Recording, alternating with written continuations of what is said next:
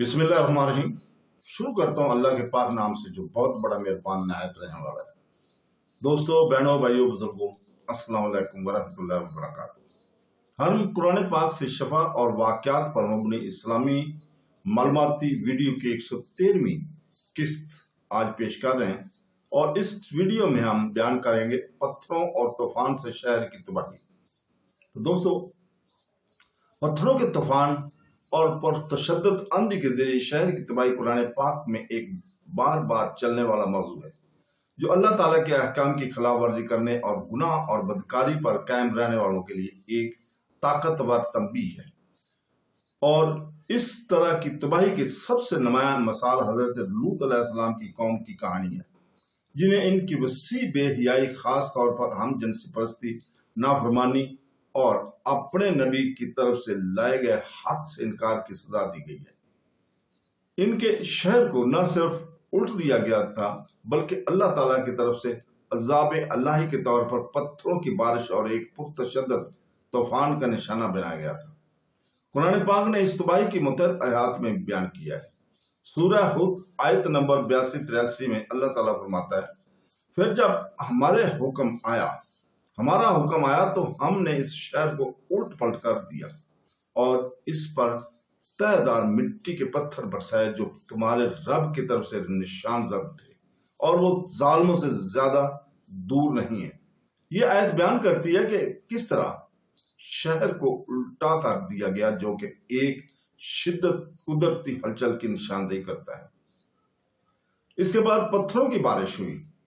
हर एक सजा के मुस्तहिक अफराद के लिए निशान ज़द है, जालिमों से दूर नहीं का जुमला आने वाली नस्लों के लिए एक इंतबाह है कि इन लोगों का अंजाम दूसरों के लिए एक याद दहानी है जो इनके रास्ते पर चल सकते हैं। एक और वाज़ह तस्वीर सूरह अल हजर की आयत नंबर 73 और 76 के दरमियान में नजर आती है। बस हमने उनके तुलूए आफताब के वक्त अपने लपेट में ले लिया और हमने इस शहर के सबसे ऊंचे हिस्से को इसका सबसे नीचे कर दिया और इन पर मिट्टी के पत्थर बरसाए। यकीनन इसमें अकल वालों के लिए निशानियां है और बेशक वो एक साबित शुदा रास्ते पर है। ये हवाला एक जबरदस्त धमाके, जलजले की तरह शहर के उठ जाने और पत्थरों की बारिश के इम्तिजाज की तस्दीक करता है। शहर का मकाम एक मारूफ सड़क पर होना भी मुसाफिरों और मुस्तकबिल के लोगों के लिए एक याद दहानी है जो इस इलाही अजाब पर गौर करने के लिए वहां से गुजरते हैं।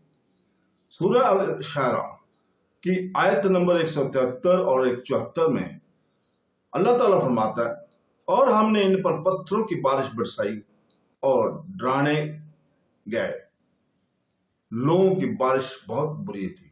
यकीनन इसमें एक निशानी है, लेकिन इनमें से अक्सर ईमान लाने वाले ना थे। यहाँ बारिश की इस्तिलाह इस्तेमारी तौर पर सजा की शिद्दत और नागजियत को ज़ाहिर करती है। ये इस बात पर जोर देती है कि ये कोई कुदरती आफत नहीं थी, बल्कि एक बागी कौम के लिए अज़ाब इलाही थी। हजरत लूत अलैहिस्सलाम की दरखास्त और इनके मोमिन खानदान के साथ इनकी आखिरी निजात इनके काफिर बीवी को छोड़कर नेक लोगों पर अल्लाह ताला की रहमत का इजहार करने के लिए रोशनी डाली गई है। अल्लाह ताला सूरह अल-कमर की आयत नंबर 33-36 में फरमाता है, लूत की कौम ने तंबीयत को झुटलाया, बेशक हमने इन पर पत्थरों का तूफान भेजा स्वाय लूत के खानदान के, हमने इन्हें फजर से पहले बचा लिया।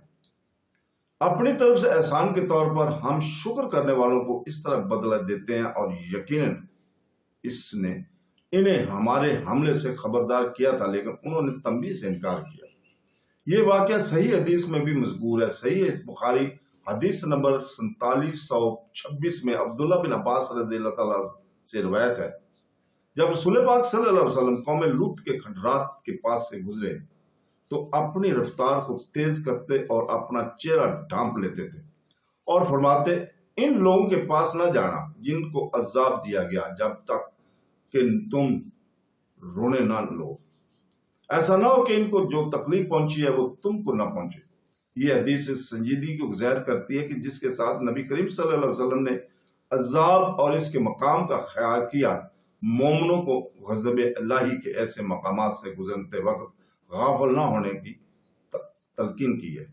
इसी तरह सही मुस्लिम हदीस नंबर 2999 में रसूल पाक सल्लल्लाहु अलैहि वसल्लम का फरमान दर्ज है कि बेशक क़यामत के दिन सबसे ज्यादा सख्त अजाब वाले वो लोग होंगे जिन्हें दुनिया में कौम लूत जैसा अजाब दिया गया था।